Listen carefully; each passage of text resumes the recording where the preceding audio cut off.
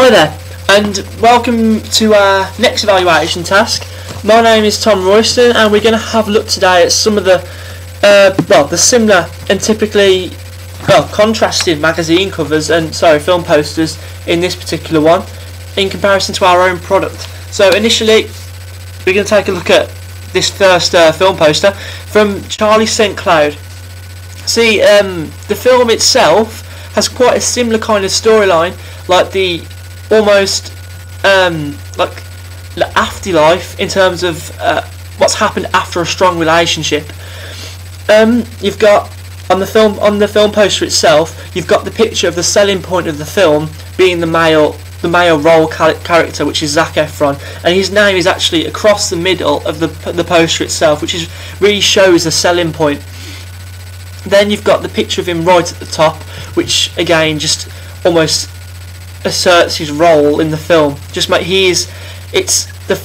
picture itself is a very strong image in such a way that he's looking up as if it's like towards the clouds kind of thing. Quite an interesting point about this film is the fact that, which I hadn't taken into consideration for our own film, the film itself isn't about the love that he finds after the film, his brother has passed away. The film is actually about his brother being there to help him, and I think that if I had taken this into consideration to our own film, the poster, the magazine cover, it would have all been entirely different, because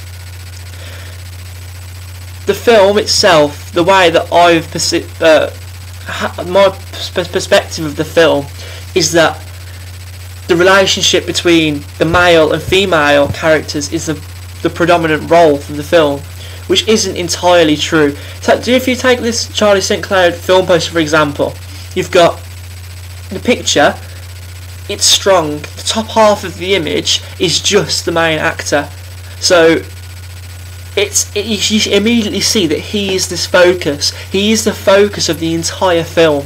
It's all about him. Then in the second half, then this bottom half, which is it almost like a gradient opacity, like fade into the bottom image, is actually him and his brother. So the picture of Zac Efron is at the top of the poster, and then you've got this other part at the bottom. So you can see it's like a gradient, but the way he's looking up is like it suits the names cloud, heaven. It's almost immediately just linked to this. Our film poster is very contrasting from this. The way that, firstly, our poster is quite different in the way that it's landscape. So you don't get many posters that are actually made in landscape anymore, unless it's made on a gross proportion. So the poster itself is immediately different, but you can see here that it almost has no similarities to this poster whatsoever. The colours are entirely different. There are no pinks in this whatsoever. This pink does not even come into it. There are shades, tones of white, slight tones of white. Otherwise, it's just the main actor that's involved, really. But the tagline "Life is for living" almost suggests that his life will continue to live after his brother has passed on. So I think it's an excellent example for a magazine for a film poster in such a way that it's striking, and it really does work in my opinion. The use of like the way that the actor's looking up towards the sky, all these kind of things work. But that's quite a different poster that you actually tend to see. Here, I wish to continue the aspect of film posters in comparison to our own. So I'm going to take a look at the film The Notebook. Now, The Notebook is any sad romance film, really. It's especially sad in terms of the depressing elements of the film. I don't want to give the film away too much, but there are elements of the film that are particularly sad. That also has a link to our own film. The aspects of sadness, depression, loneliness, all these things do come into play in our film as well as this film. So the film poster is it's more similar to our film poster in the way that there's a male and a female character interacting. This is quite similar to our poster in terms of the kissing moment, but it is quite a romantic gesture in order to hold them like this. And yeah, the rainfall, the wet, almost see-through t-shirt. It's all to do with like the romance genre and the way that the male role is portrayed. The female character, you can see a face, you can see the side of a face, you can't see too much of each character, which almost could be a clear indication that they are maybe hiding a certain part of themselves away, maybe. But the bright blue sky and the rain almost is like a contradictory thing. You can't see any dark like evil clouds, which are immediately giving denotation of evil and darkness and all these kind of things. But there is a bright blue sky, yet rain. So you can draw your own opinions on that, but our poster itself is quite similar in terms of the composition of the models. But once more, our poster is landscape, but the title takes almost like the second role after the actors. The actors of the picture themselves. The actors' names, there's quite a few big names, there's quite a few names, which is unlike a romance film. Usually you'd have one name, two names, three names at the most. Here you have 7 names, which is almost unique in such a way that Love Actually is quite similar to this. There are lots of big names, or lots of names here, for example, that aren't immediately recognisable, but they make the film all 7 of them, rather than being 2 main roles. So The Notebook is, again, a good example for a romance film, but maybe not in such a way that it's massively similar to our own. Another film poster we're going to look at is The Vow. I mean, this film is especially romantic. It's sad, it's quirky, it's got all the elements you would really expect from a romance film, and it has 2 massive names from the film. You've got Channing Tatum, which is is the lover boy for all romance films over the past few years. Dear John, The Vow, 21 Jump Street to a certain extent. They've all got elements of romance in them, but he does cover a broad range of romance films by not changing his character. They will enter the film with an expectation that he will take on a similar role from the previous film.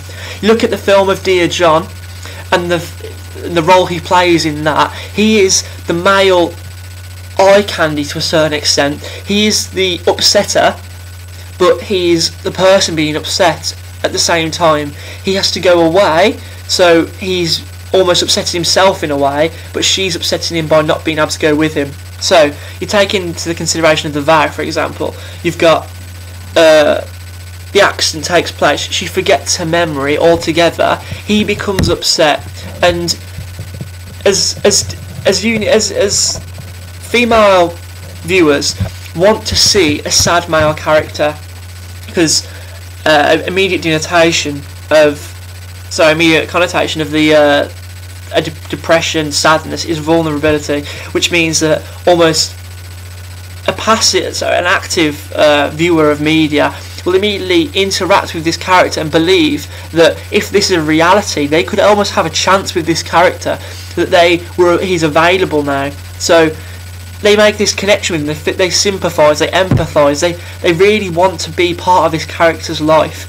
So they understand him a little more. But back to the film poster itself, you can see here that it's quite square on, which is different. But you've got this poster itself is quite similar to The Notebook, but in terms of our poster, the interaction's quite the same. But the focus is once more on the actors themselves. They are the selling point for this film. They are big names. So the names are right at the top. They are in almost quite a tanned font, so it's quite a neutral colour, which makes it quite difficult to distinguish between certain colours like cream, white and greys. But the poster itself it's striking in such a way that it's softly lit, it's softly, the light in the background, it's all natural, everything's natural about this poster, so you can immediately understand the situation, but you don't get a sense of the storyline from this poster in my opinion, which is quite similar to our own.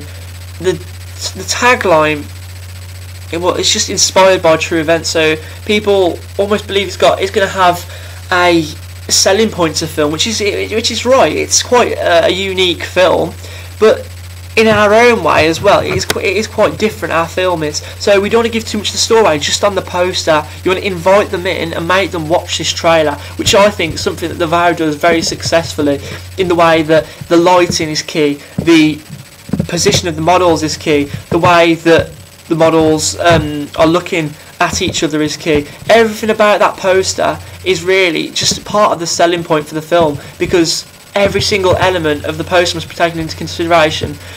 Just trying to figure out what's the film's going to be all about, because the poster is supposed to sell a little bit of the film without letting too much on.